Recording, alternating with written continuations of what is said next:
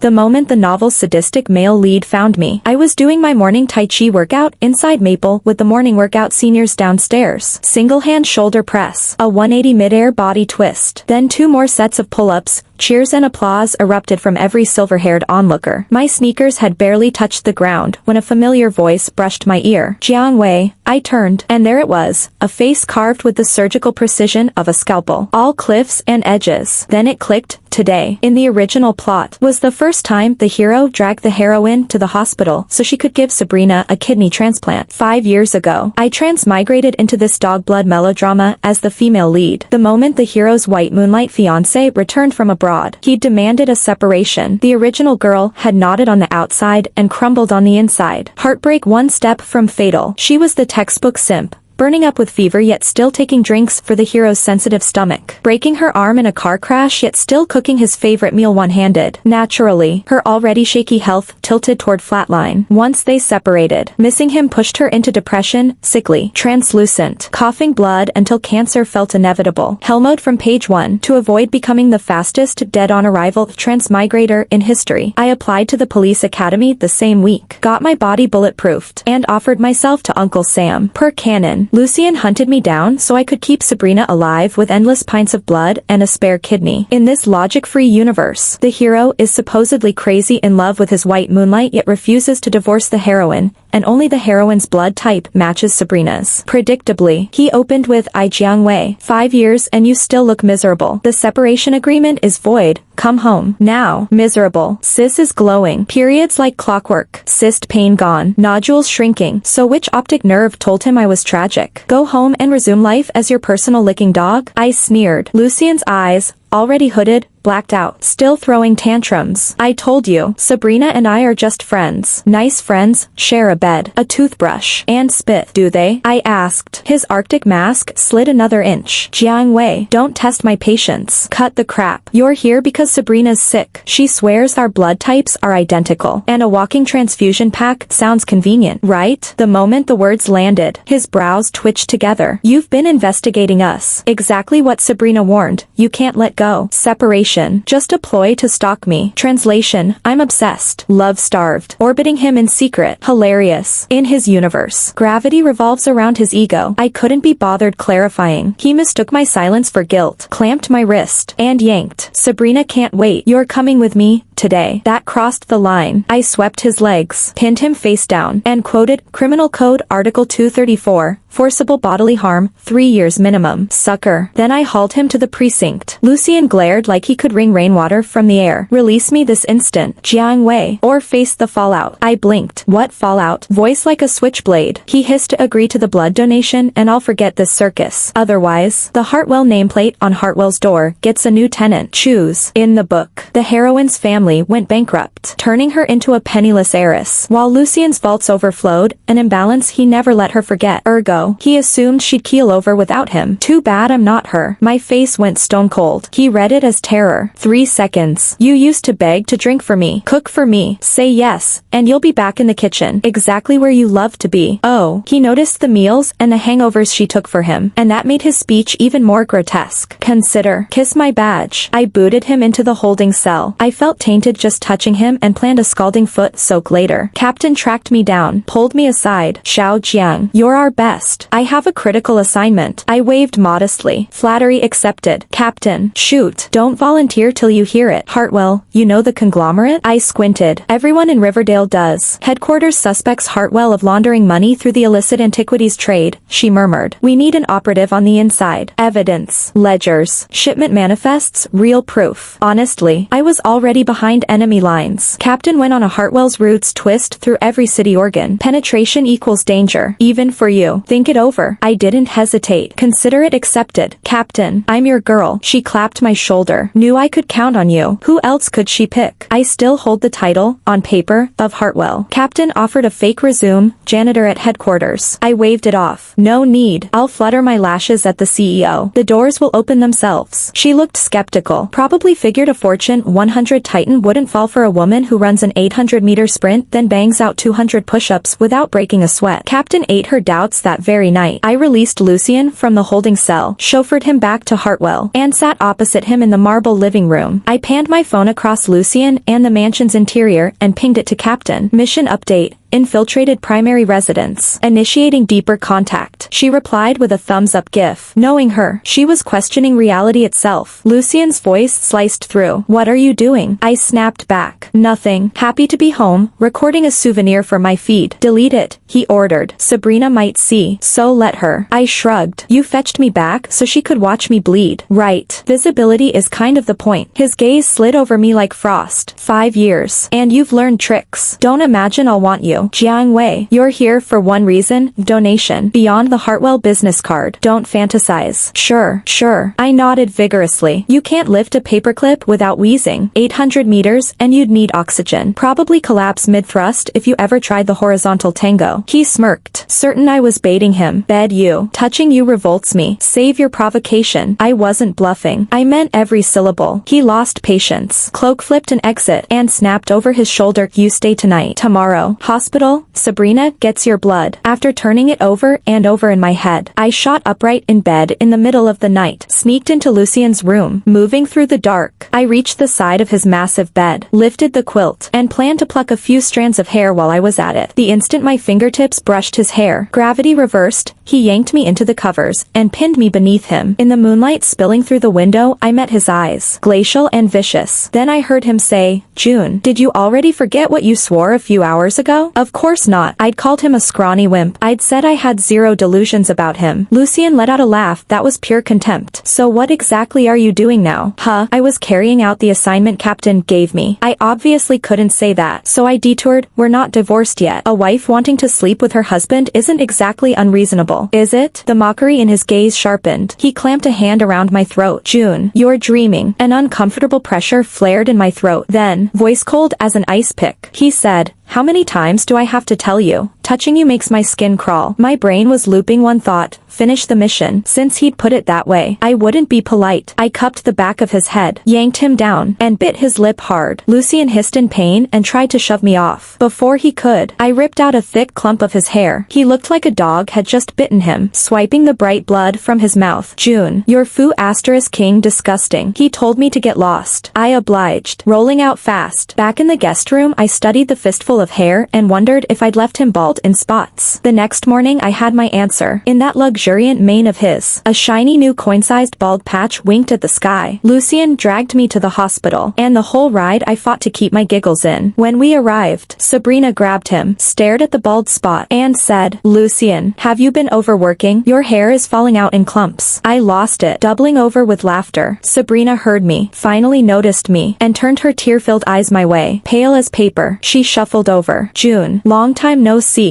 Yeah, I said. If you weren't sick, I doubt I'd get the pleasure. I hadn't thought that was harsh, but her tears dripped like broken pearls. I know you hate seeing me. Blame this useless body of mine. She started pounding her own chest with both fists. Lucien stepped in, heartbreak L over his face, and caught her hands. Enough, Sabrina. Enough. It's not your fault. Tears streamed down her face. Her already colorless cheeks turned ghostly. He pulled her into his arms. Shh. Everything will be fine. Lucien, why is God punishing me? Am I going to die? No, I won't let you. Sabrina sniffed and gave a tiny nod. I believe you. The sight almost made me puke. Maybe Lucien remembered the real reason he'd brought me, because he released her and looked at me. Come get your blood drawn. He hauled me to the phlebotomy bay, had 2 bodyguards pin me down, and ordered the nurse to bring an oversized needle. Don't worry about hurting her. Draw 5,000 cc's first. A normal person goes into shock after 800. 5,000 was murder. He wanted me dead. Ice cold. He added, June, it's your honor to give Sabrina a blood donation. Care to enjoy this honor yourself. But timing-wise, Sabrina should be sending for him. Sure enough, moments later her attending doctor rushed in as Sabrina's crashing. She's calling for you. Crash my ass. She was afraid Lucien and I might spark something, so she staged a code blue to drag him back. Perfect for me. Lucien left, warning the bodyguards to hold me extra tight so I wouldn't thrash and spray blood everywhere when the pain hit. They obeyed, crushing my arms the second he was gone. As the little nurse advanced with that oversized needle. I told the guys. Common saying, leave a little leeway and we'll meet again someday. One bodyguard shot me a look. Shut it. Offending Hartwell and still having skin counts as light. The other chimed in. Eyes dark, women who cross Hartwell never end well. He said after the draw we should keep you company and have some fun. The original story went like this. Because one sentence of mine upset Sabrina. Lucien exploded and ordered these two to entertain me after the transfusion. They tortured her so badly she almost jumped off the hospital roof. I gave the pair one last glance. Being decent won't kill you. Disdain and ridicule lined their faces. Then they spat. Stupid bitch, fine. Game over. I twisted free, pulled a big piece from my pocket, and pressed it to their foreheads. Say one more word. I dare you. When Lucien returned, the phlebotomy bay was splashed with blood, and the two bodyguards had vanished. He took in my bloodless face and, too busy to ask where his dogs had gone, loftily declared, June, have you learned how to be Hartwell yet? Be good. Be obedient. Act like a dog. Understand? I slowly lowered my head. My shoulders trembled. From his angle, it probably looked like sobbing. Actually, I was laughing. A few days later the two missing bodyguards reappeared. At the sight of me they shook like sieves. Lucien didn't care. Next transfusion he sent them to handle me again. Half a month later, paler even than Sabrina, they knelt before him. Hartwell, we can't keep going anymore and we'll die. He thought they were pleading for me. They weren't.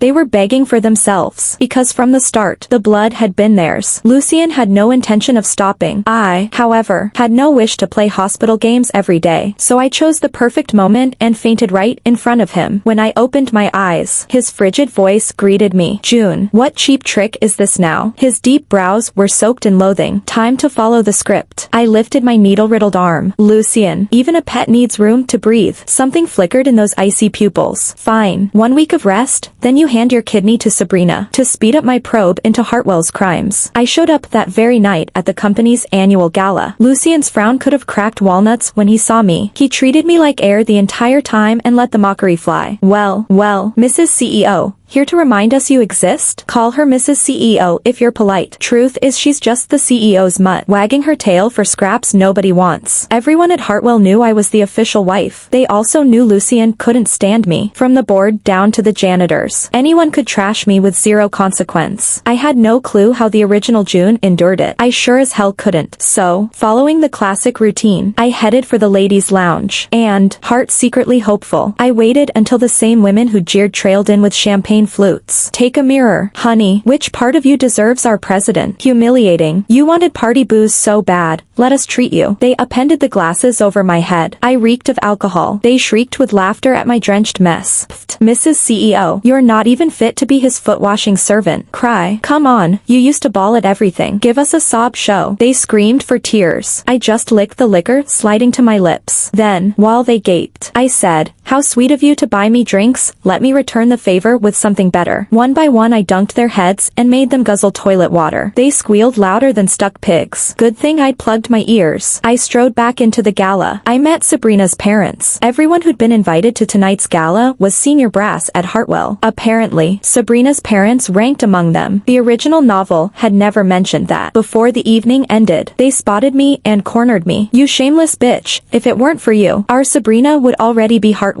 Why couldn't it be you who got sick? You're the one who should die in her place. Here we go again. I looked them over, took a slow breath, and said, get your head on straight before you talk to me. No wonder Sabrina's happy to play mistress. Clearly her parents never taught her better. Keep wishing it were me. Well, heaven has eyes. And Sabrina's getting exactly what she deserves. They were speechless, palms pressed to their chests, huffing like broken bellows. You vicious woman. Oh, I said, done wasting breath. I spun on my heel and walked straight into a wall of a chest. Lucien, face dark as a thunderhead, looked down at me. He dragged me back to the Hartwell and flung me onto the sofa. Jiang Wei, I never realized you had two faces. Meaning, in front of me you play the generous, indifferent wife, but you've always hated Sabrina for stealing me, for taking the affection you thought was yours, haven't you? I started to deny it. He cut me off with a cold laugh. So you're that desperate for me? Again I opened my mouth. Again he sliced through my words. Your so-called love only makes me sick. Looking at his mingled contempt and superiority. Fine. I no longer wanted to speak. Late that night, I slipped out of the estate and handed Lucien's hair sample to Captain. She told me to get his his blood next. So the following morning I followed him to the Hartwell executive suite, certain I couldn't last a day without him. He sneered. Jiang Wei, the more you cling, the more I loathe you. Mission first. I couldn't care less what he felt. I gave a perfunctory ho, apparently deciding I was impervious to reason. He shot me one glacial glare and ignored me. I watched for 2 days. Lucien himself was clean, nothing but routine paperwork. Sabrina's parents were another story. One worked finance, the other procurement. Inside Hartwell, a company this size, if they were up to something, Lucien had to know, unless he knew, and, because they were Sabrina's parents, chose to look away. One afternoon I caught them whispering furtively inside a storage closet. That clinched it. For hard evidence, I asked tech to tap their phones. I called Captain. She greenlit it. The analysts reported frequent contact with an overseas syndicate that trafficked in smuggled relics. Because she'd asked for both hair and blood samples, I'd assumed Hartwell was laundering narcotics. Turned out it was antiquities. Captain explained the relics were grave robbed abroad, smuggled out, then sold back home. Come to think of it, Sabrina's father had always flaunted his antique collection. Mom held the purse strings in finance. Dad signed purchase orders as procurement director. He could divert company funds straight into his private hobby. Case closed. So fast it startled me. Need any more blood? I asked Captain. Yes. Curious. But orders were orders. Getting near him was impossible. So I slipped a hefty dose of sleeping pills into his drink. Once he keeled over, I drew 4 full tubes. If common sense hadn't intervened, I'd have kept going for 100. When he woke, shirt askew, body aching, mottled with bruises, he glowered at me. Jiang Wei, have you no shame? I won't sleep with you. So you drug me? Overthinking again. The ache was an overdose side effect. The bruises. I'd kicked him a few times after sampling his blood. My silence confirmed his wild theory. He lost it. Fine, since you're begging for it, I'll oblige. He pinned me in the corner of the office sofa, hand closing around my throat, mouth descending. The second his lips neared, nausea surged and I dry heaved. He froze. Jiang Wei, are you pregnant again? Again. What again? I wiped my mouth. Even if you think I assaulted you last night, I can't be pregnant by breakfast. Cornered. He regained composure, eyes slitting. You've recuperated long enough. Tomorrow you check in and donate a kidney to Sabrina. Mission complete. Captain had ordered me back to the precinct, but I wanted to see Sabrina first. Morning came. Lucien woke me, immaculate in a tailored suit, every hair in place, face carved from ice. Inside the VIP ward, Sabrina asked for a private word. I had a few of my own. Lucien stepped out, alone. She dropped the act. Jiang Wei, I despise you, but thanks for the voluntary kidney. So many men in the world. Why fight me for Lucien? Keep the title of Hartwell. I'd rather be the woman he holds in his heart forever. Her smirk dripped sarcasm. I finally asked, you're this sick and still scheming over a man. How is that interesting? She batted her lashes. My life's purpose is Lucien. Of course it's interesting. Exactly the character bio the author gave her. I laughed softly. Hopeless. Look who's talking. She fired back. You wag your tail for him. Dignity be damned. Worse than me. She meant the original heroine. No point arguing. Lucien re-entered. OR's ready. Eager excitement glittered in Sabrina's eyes. Leaning in, she whispered, once I have your kidney and recover, I'll take perfect care of Lucien for you. Her voice brimmed with triumph. I regarded her with pity. She'd wait forever. We were wheeled towards surgery side by side. Before I could leap up with my surprise entrance, Captain barged in with a squad. The corridor exploded in shouts. All I saw through the doors were Lucien's wrists cuffed behind him, face against the wall. Lucien's eyes blazed murder. June, this is personal vendetta. I'll see you into the ground, June. He knew Captain. While I was still processing, an officer hauled Sabrina off the table and cuffed her too. She rattled the steel at June. Since when do cops arrest without cause? What crime did Lucien or I commit? Strangely, she also seemed familiar with Captain. June answered with a question. Both of you on this table, what crime do you think? Sabrina exhaled. Relieved. Jiang Wei volunteered. Ask her. I opened my mouth. Lucien jumped in, voice lethal. Jiang Wei, choose your words carefully, unless you never want to be Hartwell again. Oh, he still believed that title was my holy grail. The moment he finished, I pointed at them without hesitation. Captain, I whimpered. I'm not willing, they forced me. I'm so scared. Captain. As I spoke, I flung myself into Captain's arms, playing the part of the wronged woman. Captain patted my shoulder. Don't be be scared. Lucian's face contorted with a terrifying rage. Sabrina wore the same look. He leveled a blade-sharp stare at me curled against Captain Jiang Wei. What game are you playing? You still have one chance to take it back. Warning you for the last time, repeat what you just said, or stop dreaming of staying Hartwell. Then I really should thank you. I lifted my head from Captain's chest and smiled at Lucian. Something in my expression told him I wasn't joking. A flicker of bewilderment crossed his eyes. Why, Jiang Wei, weren't you the one who loved me most? Terrified I'd neglect you. Terrified I'd hate you. Terrified Sabrina would steal me away. You said you'd do anything for me, even die. True, but I stopped being that Jiang Wei a long time ago. I shrugged, palms open, couldn't care less. Lucian kept murmuring impossible, then swung his gaze to June. What did you do to her? Why has she changed? I decided he was getting manic. As if Captain would ever lay a hand on me. Come on, I'm the one who transmigrated. I was losing patience, ready to tell Captain to haul Lucian and Sabrina out. When Sabrina lunged, she slammed me against the ore wall. My skull cracked on the tile before I could react. At the same instant, Captain's anxious shout filled the room, mingled with Sabrina's roar. Jiang Wei, you think you can toy with me and Lucian? Believe me, I'll kill you. Sabrina's face twisted as she screamed. June rushed over, kicked Sabrina aside, and asked if I was hurt. I tried to say I was fine, but the room spun. A strange buzzing rose in my ears, and memories that weren't mine surged in like a flood. They rampaged through my head, splitting it apart. The pain felt explosive. Only after a long time did the storm quiet, and I remembered everything. I hadn't transmigrated.